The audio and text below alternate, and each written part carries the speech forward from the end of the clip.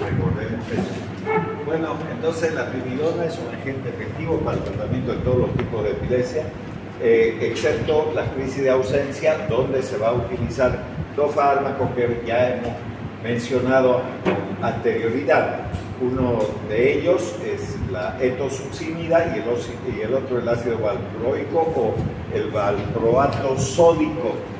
Cualquiera de los dos nombres permite igual utilizarlo para poder hacer receta. Bueno, aquí tenemos la estructura química de la primidona, entonces puede ser considerada un cogénere del fenobarbital, en el cual el oxígeno del carbonilo de la fracción urea es reemplazado por dos átomos de hidrógeno.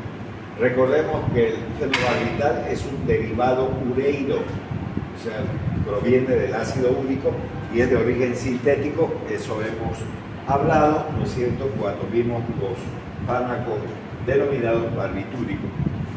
Bueno, las propiedades anticonvulsivantes es menos potente que el fenobarbital para antagonizar la acción del metilente trazol.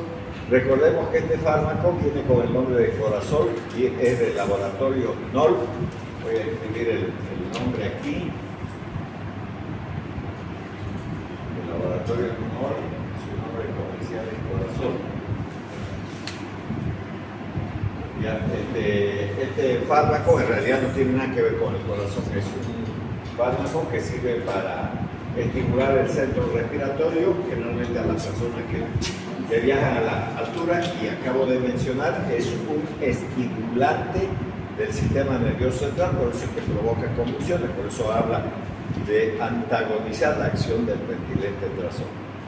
Ya otros efectos anticonvulsivantes son los atribuidos tanto a la primidona como también a los metabolitos, y dentro de esos metabolitos está el fenobarbital, que quede claro. En lo que se refiere a absorciones casi completas por la vía digestiva, ¿no?, las concentraciones máximas, entonces tenemos 3 horas después de la digestión, la primidona 5 horas y la feniletolamida 16 horas. La metabolización, se metaboliza en fenobarbital y fenilmetilmanolamida, ¿no?, que es el fármaco también que tiene acción antiepiléptica y que es un metabolito, no es verdad, de la primidona. Bueno, la unión con las proteínas plasmáticas, la primidona y la feniletilmanolamida se unen muy poco a la proteína, mientras que el fenobarbital, que es el otro metabolito, que aquí lo tenemos, entonces se une en un 50% con la proteína plasmática. Eso también es importante tenerlo en cuenta, sobre todo en las personas que sufren de hipoproteinemia. En lo que se refiere a la excreción, el 40% se excreta inalterado por orina, como primidona, el resto está formado por la feniletilmanolamida, que es uno de los metabolitos, y el fenobarbital es menor proporción. Y los metabolitos del fenobarbital, que además este fenobarbital va a tener que metabolizarse, y también hay un porcentaje que puede ser eliminado, pero dependiendo de la orina, porque si la orina es ácida, entonces el fenobarbital tiene la tendencia de reabsorberse y generar, digamos, otra vez acciones farmacológicas.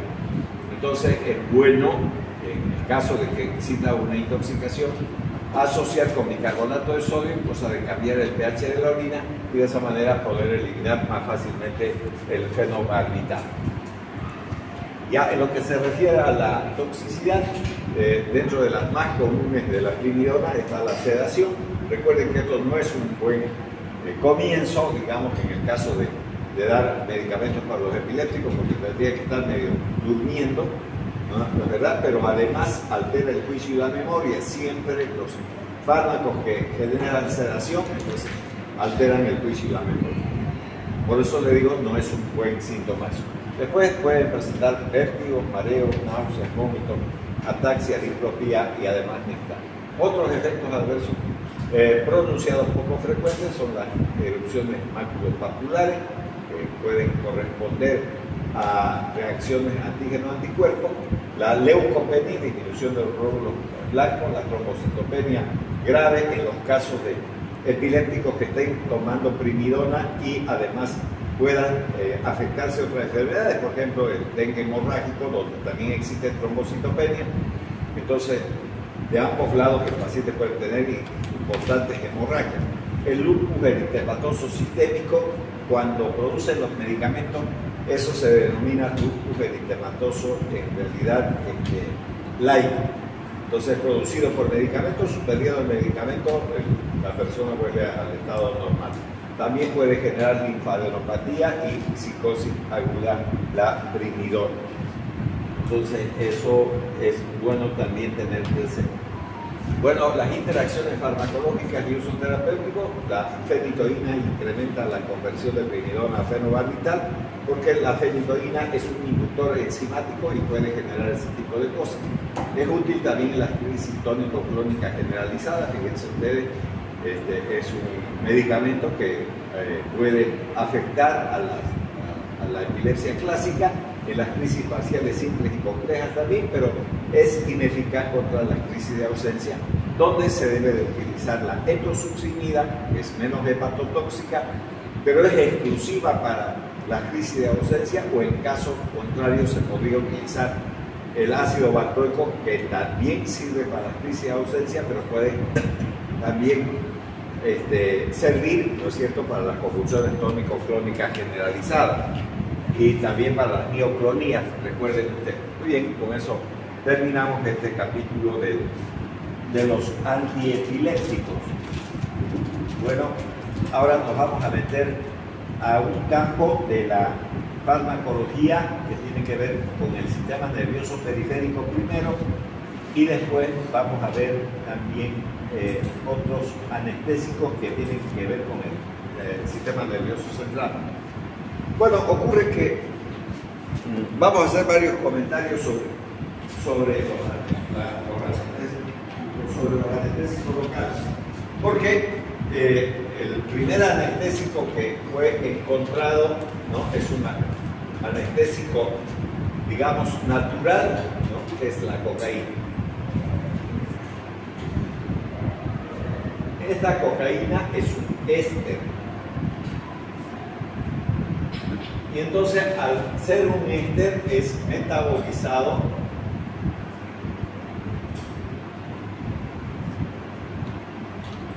entonces por las esterasas. Y entonces vamos a tener varias esterasas, primero las plasmáticas,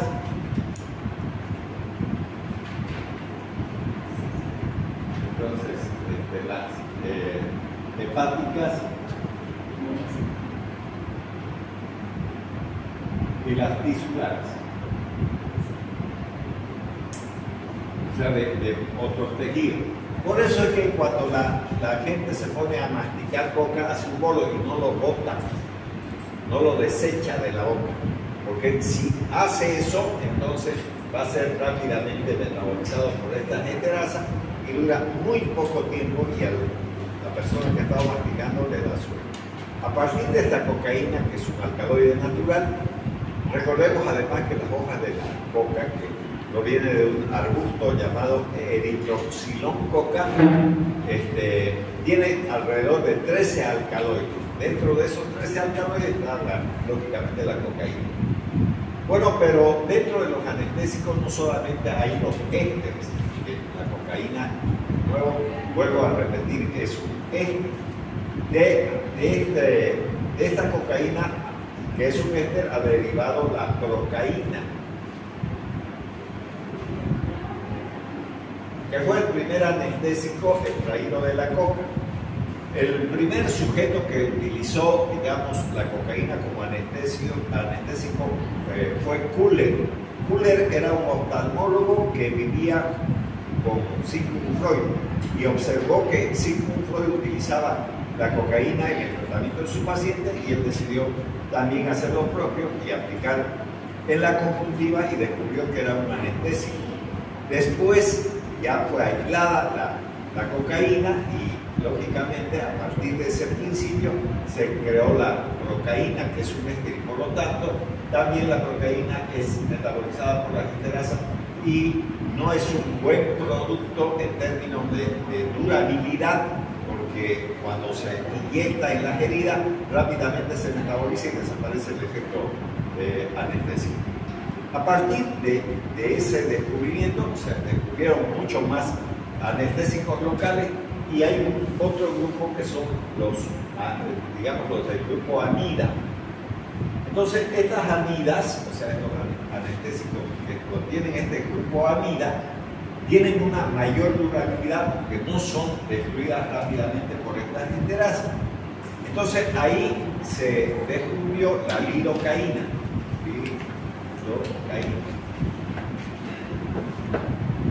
Como pueden ver, todos terminan en esta frase, digamos, caína, porque todos provienen de la cocaína, pero estos son amidos. Y por lo tanto, la lidocaína tiene una mayor durabilidad cuando se aplica ese anestésico, porque no es destruido por estas enterasas de forma rápida y por lo tanto hay una mayor durabilidad y eso es lo que le sirve al cirujano. Entonces, vamos a tener estos dos grupos. Esta procaína, recuerden que también viene asociada a otras cosas que ya las hemos visto. Por ejemplo, la penicilina procaínica, entonces es una penicilina que está asociada a la procaína y que le da una durabilidad intermedia de alrededor de 12 horas, digamos, de duración. Y también, ¿no es cierto?, a esta misma procaína se ha modificado adhiriéndole este grupo amida y se ha creado la procainamida.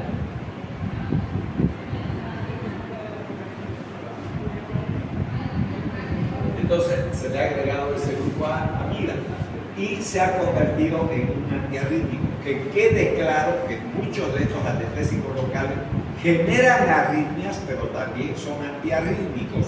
Que quede eso clarísimo, porque recuerden ustedes cuando vivía Maradona, vino a Bolivia, fue a Cochabamba, y se llenó de drogas, se fue al Uruguay y se intoxicó con cocaína y fue internado en un centro médico, ¿no?, con arritmias cardíacas, o sea, pueden llegar a provocar ese tipo de problemas.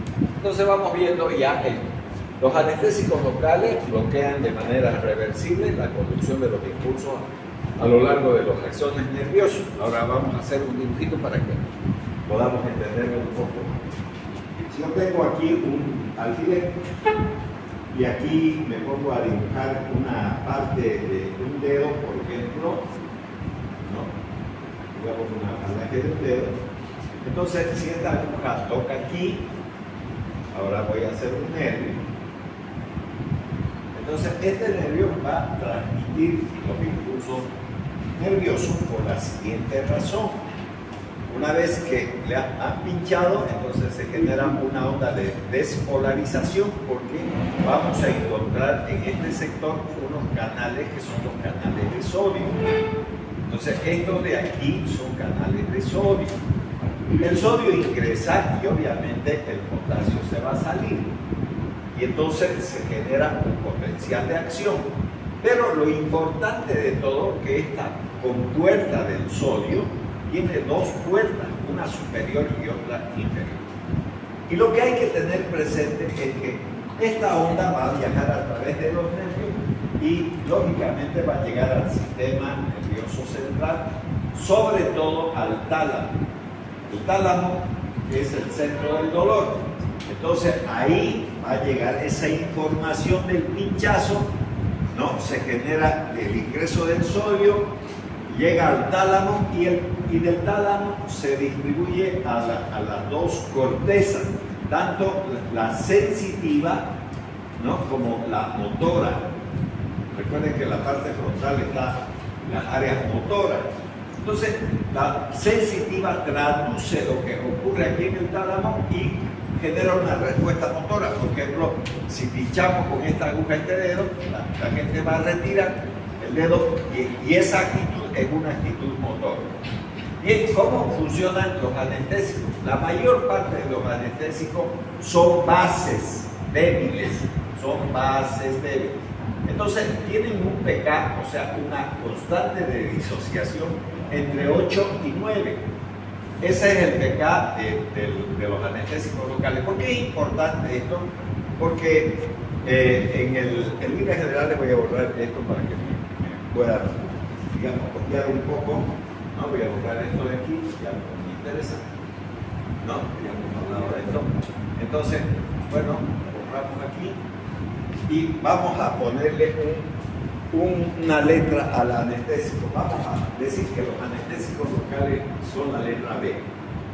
Ya esta letra B que está representando al anestésico se va a encontrar bajo dos formas. Bajo la forma protonada, o sea que va a asociar un protón, o puede ser bajo la forma no protonada, o sea que no haya protón. ¿Cuál es la forma de ingreso ¿cómo se llama? Al tejido? Es bajo esta forma. Y entonces, ¿cuándo va a tener esta forma el anestésico? Cuando esté en un medio alcalino. Ya, este medio alcalino, por lo tanto, tiene que tener un pH, ¿no? Si ustedes quieren, por encima de 7, que 7 es neutro, ¿no? Esto es neutro. Ya, entonces 7.1, 7, lo que sea. Entonces, bajo esa forma va a estar. Sin embargo, cuando digamos, el anestésico está bajo esta forma, no puede atravesar esta barrera. ¿Y qué tiene que hacer el anestésico para entrar, digamos, a cerrar estas puertas? Tiene que estar primero en un medio alcalino. Medio alcalino.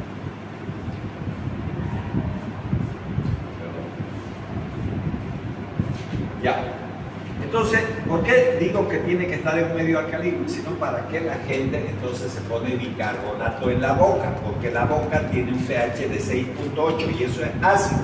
No se puede absorber la cocaína en un medio ácido, no puede bajo ningún motivo. O sea que si alguien se toma digamos, un té de coca, no está consumiendo cocaína porque no puede absorberse en un medio ácido. Muy bien. Tiene que ser alcalino, por lo tanto le ponen bicarbonato y ya está.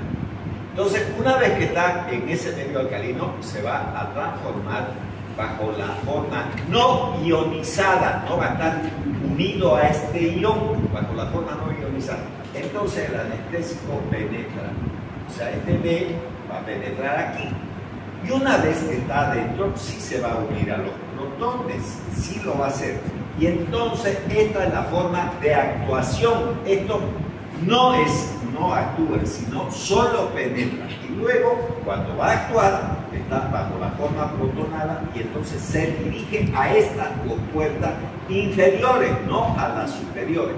No a estas superiores, sino a estas inferiores, y cierra. Entonces, si cierra, no entra el sodio. Si no entra el sodio, por mucho que pinche, entonces no va a generar despolarización. No va a entrar el sodio ni va a salir el potasio, se queda ahí. Por lo tanto, no se transmite, digamos, el impulso nervioso. Ahora vamos a ver otra cosa. Ya no vamos a tener un medio alcalino en este sector. Vamos a suponer que sea este dedo, pero ese dedo tenga una infección. Entonces, cuando existe una infección, tenemos pus. Ahora, quiero también aclarar a la gente que no es la pus, no es hembra, es macho, el pus. No quiero escuchar decir la pus. Es el pus, es masculino. Ya, entonces, el pus es ácido y por lo tanto en un medio ácido no agarra el anestésico porque en este medio ácido está bajo esta forma y entonces no puede atravesar. No estoy diciendo que actúe, estoy diciendo que no puede atravesar esta membrana y por lo tanto como solo cierra las puertas internas, no las externas, entonces no va a funcionar. Entonces, ¿qué quiero decir con eso? Si alguien tiene un absceso, donde sea, en la nalga, en la cara, en el brazo, lo que sea, ¿qué es lo que tienen que hacer ustedes? Montan el bisturí con digamos, el mango del bisturí con la hoja del bisturí, montan ahí. Y entonces, una vez que han limpiado, han aseado el lugar, le ponen un campo quirúrgico, ¿no es verdad? le ponen cualquier crema que esté estéril, desde una vaselina sirve, ya, eso le ponen ahí encima y le dicen que espere unos segundos que este medicamento, que es un anestésico, le va a anestesiar, no le va a doler. Mentira, no hay cómo ponerle el anestésico, porque si le ponen anestésico igual no va a agarrar, no sirve. Lo mismo ocurre con la gente que va a hacerse ver con el odontólogo. Vamos a suponer que tuviésemos una muela, digamos esta es la muela. Estas muelas tienen unas raíces así, más o menos, ¿no? Entonces, ya está. Si aquí se forma un absceso, por nada más que tiene una carie dental profunda, entonces no va a agarrar el anestésico. Esto le han sacado una radiografía y ustedes están viéndolo al absceso. Entonces tiene que desaparecer este absceso, porque si le meten lidocaína a la encías no le va a agarrar, pierden su tiempo. Por eso es que, pero le duele, doctor, no me importa que le duela, tiene que desaparecer eso, si no va a ser peor. Cuando yo le ponga el anestésico no le va a agarrar y le voy a sacar la muela, digamos, con mucho dolor, y todavía se va a diseminar la infección, pues se va a reventar este absceso y va a regar todo el pus que está ahí dentro. Entonces, por eso los odontólogos lo saben. Entonces, ¿qué es lo que deben de hacer? Esperar, y mientras van charlando, van preparando su bisturí. Obviamente están con guantes, todo ese tipo de cosas, y salos en vivo, no hay forma de hacerlo. Así sea su pariente de ustedes, el papa o lo que sea, o la persona que tenga dinero, no importa, igual, en vivo, ¿listo? Entonces, una vez que han perforado, apretan, sale toda la colección purulenta, y entonces ya, si gustan luego, pues, si quieren ponerle luego anestésico de haber sacado el pus, háganlo, pero no gasten dinero, porque no va a agarrar. Así de sencillo es el asunto. O sea, medios ácidos no funcionan estos medicamentos. Por eso está hablando de esos impulsos que estamos observando ahí. Bueno, la historia: la cocaína fue aislada por Niemann en 1860 y fue introducida para su uso clínico como anestésico como anestésico oftálmico en 1884 por Kuhle. En 1905, Eyron sintetizó la procaína. Este es un derivado directo de la cocaína, porque sigue siendo un éster, y desde 1905 se han sintetizado muchos anestésicos locales que casi todos terminan con digamos, la frase caína, ¿no? Ya. Desde el punto de vista químico, entonces tenemos que los anestésicos locales están estructurados por un anillo aromático, que es este, un grupo éster, lo que son anestésicos éster, por ejemplo, la procaína, que viene con el nombre de novocaína. Lo demás, nombre de este anestésico es un buen anestésico, pero no dura mucho tiempo, y si uno tiene que hacer punto, digamos, estético, va a tardar más para hacerlo bonito. Pero si quieren costurarlo, como si un borracho, digamos, se cae en la acera, se hace una herida, entonces buscan esas bolsas, esos hilos de bolsa, y les ponen y lo costuran como un chancho, digamos, y ya está, ¿no? Y lo mandan a la casa. Entonces, eso hacen en los hospitales, Pero si alguien tiene plata y se compra un hilo bastante fino como para poder hacer, digamos, una cirugía estética, pues hay que hacerlo, ¿no? Y ya usarán lidocaína en todo caso. Bueno, el otro grupo anestésico también sigue teniendo este anillo aromático, aquí lo tienen, pero ya no tienen un grupo éster, sino más bien tienen un grupo amida. Por lo tanto, son los anestésicos tipo amida, como la lidocaína, que nació con el nombre de silocaína. Así se expendió en el comercio y es el que más se utiliza. Y vuelvo a repetir, esa lidocaína no deja de ser un antiarrítmico también, pero puede generar arritmias igual. Entonces, desde el punto de vista químico, los anestésicos están estructurados con un grupo lipofílico, que es el anillo aromático, una cadena intermedia, por lo general un éster o una amida, y un grupo ionizable, usualmente una amina terciaria. Las uniones éster son más propensas a la hidrólisis, ¿no?, que las uniones amidas. Por lo tanto, los anestésicos tipo amida duran mucho más que los ésteres por esa acción que tienen, digamos, las enzimas que se encuentran, ya he mencionado ahí, en el plasma, en el hígado y obviamente en los tejidos. Ya, desde el punto de vista químico, ¿qué son los anestésicos locales? Son bases débiles y tienen un pK entre 8 y 9. A pH fisiológico, 7.35, 7.36, la fracción más grande será la forma cargada o catiónica, siendo esta la forma más activa del fármaco. Esta es la forma más activa del fármaco. No está diciendo que esa va a penetrar. En cambio, la forma no cargada, que no tiene ese hidrogenión aquí, esta es la forma no cargada, entonces, ¿no?, es muy importante para la rápida penetración en las membranas biológicas. Es eso lo que acabé de mencionar. Cuando la gente mastica coca, se pone bicarbonato y está absorbiendo la cocaína, porque sí pueden atravesar las membranas cuando el medio está adecuado para esa base débil. Entonces ya, listo.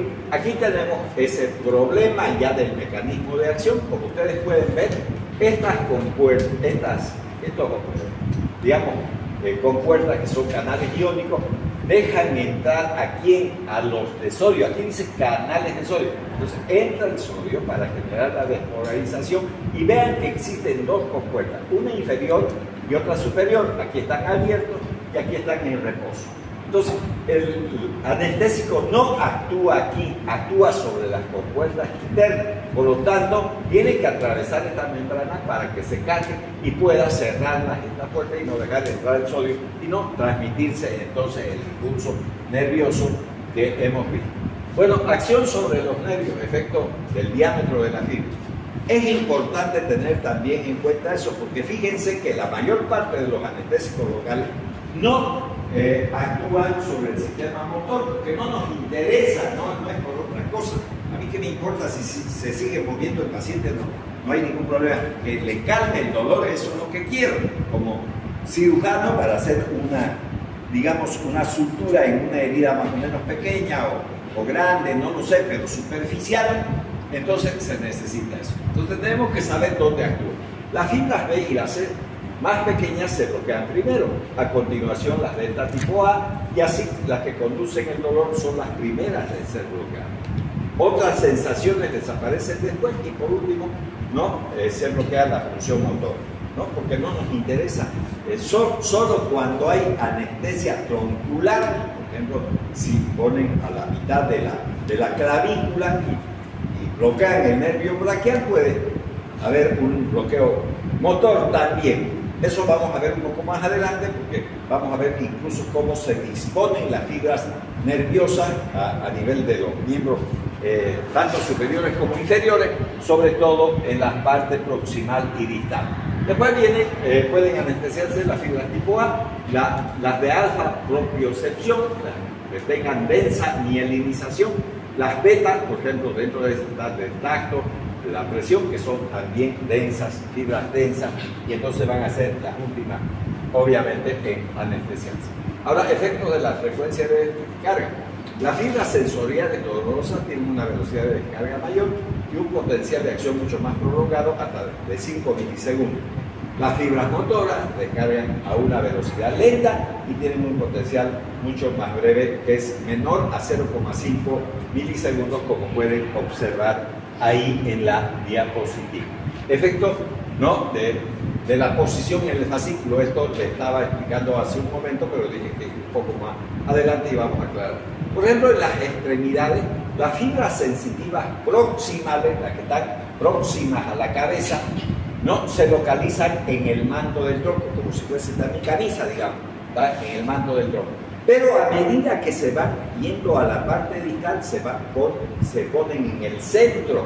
Miren, en tanto que la inervación sensorial distal, ya está la parte distal del miembro superior, entonces se encuentra en el centro del nervio. Por lo tanto, durante la anestesia de un nervio grande, que sería un bloqueo, por ejemplo, troncular, braquial, entonces vamos a a anestesiar un nervio grande, de verdad, primero se desarrolla en la parte proximal y luego se disemina a la parte distal, penetrando el anestésico al cerebro. Entonces, de esa manera se puede bloquear y se puede hacer cirugía un poco más grande, digamos, de reparación incluso del hueso, si vale el término, cuando una persona se ha cortado con la sierra de carne, ese tipo de cosas como son los carniceros, ya está. Efectos de otras membranas excitables. Los anestésicos locales no solamente anestesian los nervios, sino también pueden bloquear otros tejidos, por ejemplo, el músculo cardíaco. Por eso es que funcionan como antiarrítmicos o pueden generar arritmias. Entonces, los anestésicos locales tienen efectos bloqueadores neuromusculares, por ejemplo, como la tubocurarina, pero son muy escasos su accionar en ese lugar, pero pueden hacerlo. Incluso pueden llegar a potenciar la acción de los bloqueantes neuromusculares.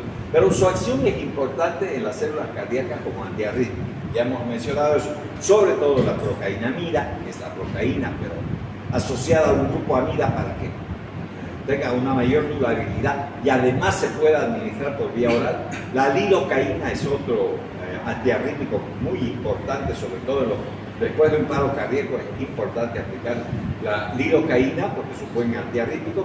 Por lo general, algunos son útiles como antiarrítmicos a valores menores que los requeridos incluso para producir un bloqueo nervioso, porque al final de cuentas esto como antiarrítmico le van a poner con un suero y directamente en vena, no van a poner en los tejidos para que se anestesie, sino van a aplicarlo por vía intravenosa, porque la lidocaína no hay por vía oral, entonces tienen que hacerlo por vía intravenosa, y no lo van a hacer por vía intramuscular, pues se va a quedar en el músculo también. Bueno, acciones sobre el sistema nervioso, también aquí vamos a hablar de varias cosas. En realidad van a ver que en la descripción que está en la diapositiva, dice que provoca excitabilidad. Y eso es cierto, sí es cierto. Fíjense ustedes que la gente que está masticando coca hace un bolo, está conduciendo un bus, ¿no?, hacia Cochabamba y no se duerme ya, ¿no? Los que trabajan, digamos, en el agro o los que trabajan en la construcción o los que no trabajan también últimamente mastican coca. Entonces puede provocar, ¿no?, estimulación del sistema nervioso con quietud, temblor, llegando incluso a las convulsiones. Fíjense que generan inquietud, estimulación del sistema nervioso central. Y en realidad producen estimulación, no. Igual que el alcohol no lo hace. Lo que pasa que nosotros en el sistema nervioso somos como una movilidad. Si yo estoy al frente de una movilidad, obligatoriamente tiene que tener dos pedales, si no, uno no se sube. ¿Cuáles son esos dos pedales? El uno el acelerador y el otro el freno. Si no hay freno, chau pichón. Así que bueno, entonces los seres humanos somos así. ¿Por qué ustedes se están conduciendo como tal y yo me estoy conduciendo como tal? Porque hay neuronas que nos dicen qué es lo que debemos de hacer. Si no, miren, si las chicas en este momento dirían, chicos, les invitamos a una fiesta el día de la amistad, estamos haciendo en la casa de una de las compañeras, entonces llegan todos a la fiesta, todos bien arregladitos, todo ese tipo de cosas, y no se mueve ningún hombre, ni llorando, ni con palanca los levantan. Entonces viene la señora y dice la dueña de casa, obviamente la mamá de una de las chicas, y dice, pues jóvenes, miren las chicas tan bonitas, todo eso bien arregladitas, ¿por qué no salen a bailar? Más tardecita, señora. Entonces, ¿para cuándo será eso? Digamos, para cuando traigan trago, ¿no? Cuando hay eso, entonces recién. Mientras tanto, las chicas están ya, sin tomar un trago, Entonces, ahí ustedes ven que hay una notable diferencia. Bueno, el alcohol es la base de los anestésicos. ¿Y qué hace el alcohol? Lo primero que hace es anestesiar a unas células que vienen a ser los angelitos de uno. Esos angelitos le dicen cómo debe de portarse una persona, ¿no? Mientras no haya alcohol, se portan una maravilla. Pero cuando entra el alcohol o entra el anestésico, entonces sí empieza la cosa fea. ¿no? Suelen ya cuando están medio borrachos los hombres, dicen, ya la estoy viendo hermosa esa gorda, ¿no? Antes no le gustaba ni un poquito la gorda, pero ahora ya la va viendo hermosa gracias al alcohol. Entonces, ¿qué está variando? Obviamente las células que dicen comportarte como la gente, no hagas burrera, ¿no? Y después, aunque pase un palo de escoba, veces se enamoran, no importa, ¿no?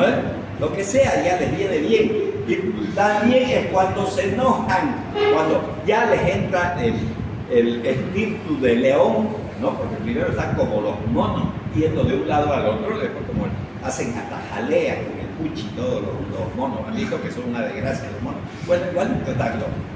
Entonces, ya cuando les entra el espíritu de león, le dicen, no, hermanito, no manejes no, es mi movilidad, cara.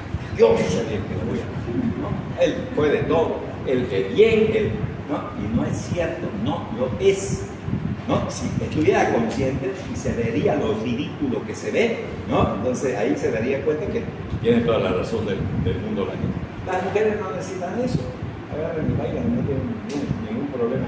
Si no hay trago, ¿por qué tiene que haber trago? Para moverse no hay. Entonces, eso hace. Por eso dice aquí, la aparente estimulación se debe a la depresión selectiva de las neuronas inhibidoras, las que nos hacen funcionar de buena manera.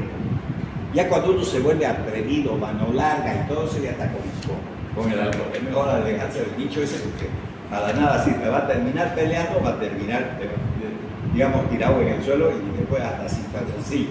No era porque ya se lo dio la mirada ahí. No sabe ni de su parte. Entonces, eso es lo que va a ocurrir.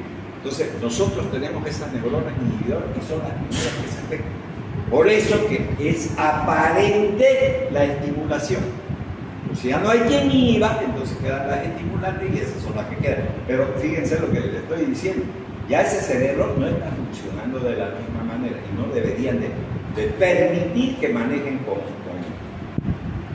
bajo el efecto de la cocaína. No debería, porque hay harta gente que no tiene ningún vicio, que está metido en ese micro y puede generar tremendos problemas, ¿no? Así que eso también es importante tener presente para que ustedes lo vean. Esa es una parte. La otra parte es que si este es un pie sináptico, no voy a hacer todo entero, claro está, y a partir de un aminoácido denominado tirosina se va a crear la adrenalina. Esta adrenalina, cuando está metida en las vesículas, libera su producto y obviamente va a actuar sobre receptores alfa o beta. Pero cuando está en el espacio sináptico la adrenalina, entonces va a ocurrir un fenómeno que se llama recaptación de adrenalina. O sea, la adrenalina se va a volver a meter y aquí hay unas mitocondrias, vamos a suponer que son las mitocondrias, y tienen unas enzimas llamadas MAO, la monoaminoxidasa, y existen dos, la A y la B, ¿no? Entonces ellas son las que metabolizan esta adrenalina. Pero ¿qué pasa con la cocaína? Bloquea esto y no deja que la adrenalina entre para ser metabolizada por la MAO. Entonces, ¿qué hace esta adrenalina? Se acumula aquí y al acumularse, entonces aparecen los medicamentos llamados antidepresivos tricíclicos. Entonces, ¿qué es lo que ocurre con esos medicamentos que son parecidos al funcionamiento de la cocaína? Acumulan la adrenalina y mejoran la depresión. La depresión es por una deficiencia de dos componentes de los neurotransmisores, sobre todo, por un lado la adrenalina y por el otro lado la serotonina. Entonces, hay antidepresivos selectivos de la adrenalina, ¿no? Digamos, en ese sentido. Y entonces, si son selectivos, al acumularse la adrenalina sube el estado de ánimo. Por ejemplo, cuando uno está corriendo, cuando uno está feliz, todo va secretando adrenalina y esa adrenalina le da fuerza para vivir. Cuando desaparece ese contenido de adrenalina, viene pues la depresión entonces. Entonces, eso también es importante tener presente a nivel del sistema nervioso porque tiene que ver con eso. Bueno, ya dijimos que los anestésicos locales ¿no? Sirven de antiarrítmico. Entonces el sitio primario de acción es el miocardio, o sea, el músculo cardíaco, donde ocurre una disminución de la excitabilidad eléctrica, la velocidad de conducción y la fuerza de contracción. Además, la mayor parte de los anestésicos locales producen vasodilatación arteriolar, lo que mejora un poco el ritmo del corazón, porque al tener vasodilatación hay más flujo sanguíneo y puede trabajar el corazón sin ningún problema en ese sentido. También son vasodilatadores, por lo tanto pueden generar incluso caída de la presión arterial. Ahora, la farmacocinética aplicada por inyección puede ser modificada por diferentes factores. Por ejemplo, si usted da una dosis más alta o más baja, el sitio también de la inyección, la fijación del fármaco a los tejidos, presencia de sustancias vasoconstrictoras, por ejemplo, pueden asociar la lidocaína con adrenalina para que provoque vasoconstricción y dure más el anestésico, porque al provocar vasoconstricción no puede viajar el anestésico para ser metabolizado, así que se queda más tiempo, pero eso no se puede poner en terminales vasculares, ya les he dicho. Por ejemplo, los pulpejos de los dedos son terminales vasculares. Si este pedazo de dedo está colgando, ni se les ocurra poner anestésico local aquí, porque al producir vasoconstricción sí va a dejar de sangrar, va a durar la anestesia, lo van a hacer el trabajo bonito, todo lo que ustedes quieran, pero cuando trate de nutrirse este pedazo de dedo no va a poder hacerlo porque cerraron los vasos. ¿Por dónde va a entrar la sangre a nutrir el tejido? ¿Por dónde? Si lo están cerrando, entonces se va a podrir. No se pone eso en terminales vasculares. ¿Cuáles son terminales vasculares? El pulpejo de los dedos, esta parte. Si aquí tienen una herida, no hay problema, porque por derecha o por izquierda le va a llegar sangre, no hay problema. En cambio, en esto no. Igual en el lóbulo de la oreja, ¿de dónde va a venir más sangre? ¿Y por qué estoy diciendo eso? Porque muchas de las mujeres les gusta ponerse esos aros como para colgar un loro ahí, para que se consiguen esos aros, y peor de oro, entonces viene un maleante, mete los dedos y le arranca oreja y todo. ¿No es verdad? Y después la van a llevar al hospital, porque si no se lo arreglan de buena manera, peor si le ponen, digamos, un anestésico con vasoconstrictor, entonces se le va a morir la oreja y después le van a decir la mocha. ¿No es verdad? Ya peor todavía va a quedar, ¿no? Sin oreja.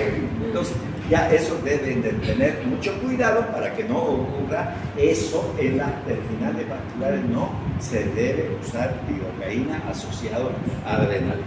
En los otros lugares sí, y es muy hermoso utilizar, digamos, con adrenalina, porque al haber vasoconstricción no sangra. No tengo que estarle diciendo a la enfermera seque. No, ya no, porque ya no está saliendo sangre. Entonces, o si sale es muy poca y no hay mucho que hacer. Y además dura más tiempo, se queda el anestésico, porque la vasoconstricción hace que se quede y entonces dura más el efecto. Ya, entonces, y también las propiedades físico-químicas del medicamento, porque no solamente es el único anestésico que hay que valorar a la hora de aplicar. Bueno, la aplicación entonces de un anestésico local en una zona muy vascularizada como la mucosa traqueal permite concentraciones más altas sanguíneas que si la administración fuese un área de poco riego sanguíneo, por ejemplo, a nivel de los tendones que tienen pocos vasos sanguíneos. Para la anestesia regional, que implica el bloqueo de grandes nervios, por ejemplo, he hablado de eso, bloqueos tronculares, ¿no? Por ejemplo, del plexo braquial, ¿no? Las cifras sanguíneas máximas de los anestésicos locales disminuyen de acuerdo con el sitio de administración en el siguiente orden, para que sepamos dónde hay más vasos sanguíneos, donde llegue mejor el anestésico. Por ejemplo, los intercostales, la más alta, epidural, plexo braquial, nervio ciático, la más baja. Las sustancias como vasoconstrictores reducen la absorción sistémica al disminuir el flujo sanguíneo por la misma vasoconstricción, como por ejemplo sería lidocaína asociada a la adrenalina, que así venden en el comercio también. En lo que se refiere a la distribución, se distribuyen ampliamente cuando se administra en bolo intravenoso. Recordamos que el bolo intravenoso es una inyección intravenosa como cualquier otra, pero con una durabilidad de aproximadamente 5 minutos. Hay que poner lento, es una inyección intravenosa lenta, eso es el bolo, no el que se hace aquí, eso. No, como los Hunter, no como eso ya. Existe secuestro, especialmente en el tejido graso, Eso también es importante tener presente, sobre todo por el sexo femenino, si hay algunos lugares que contienen mucha grasa y se puede también localizar el anestesia. Luego de la fase rápida de distribución, es captada por los órganos con mucho riego sanguíneo, como por ejemplo el encéfalo, hígado, riñones y corazón, porque lógicamente también estos órganos tienen bastante tejido graso y entonces tienen la tendencia de acumularse ahí. Luego de una distribución lenta con captación en los tejidos por riego moderado o músculo intestino. A nivel de la fibra nerviosa, utilizando lidocaína radioactiva, sugieren que solamente una pequeña fracción del anestésico penetra en la fibra. Sin embargo, el bloqueo funcional resultante es proporcional a la concentración intraneural del anestésico, ¿no? De eso estamos hablando ahora. Ya el metabolismo, ahora vamos a ver. Se metaboliza en el hígado o en el plasma, en metabolitos más hidrosolubles que luego son excretados por orina. Por ejemplo, los anestésicos que duran menos son hidrolizados de manera rápida por la colinesterasa que existe a nivel plasmático, por lo que tienen unas tiras medias plasmáticas muy cortas. Por ejemplo, menos de 1 minuto para la procaína y la clorprocaína. Fíjense que son estos, son ésteres, igualitos que la cocaína. Por eso que la gente hace bolos aquí, mantiene su cachete inflado con la coca, porque si la bota no dura más de 1 minuto ahí en el organismo y le viene un sueño tremendo a la gente. Tiene que estar todo el tiempo con eso. Mientras esté con eso no le va a ver eso. Pero se lo bota y al ratito le viene eso. Entonces, eso es importante con los anestésicos tipo E.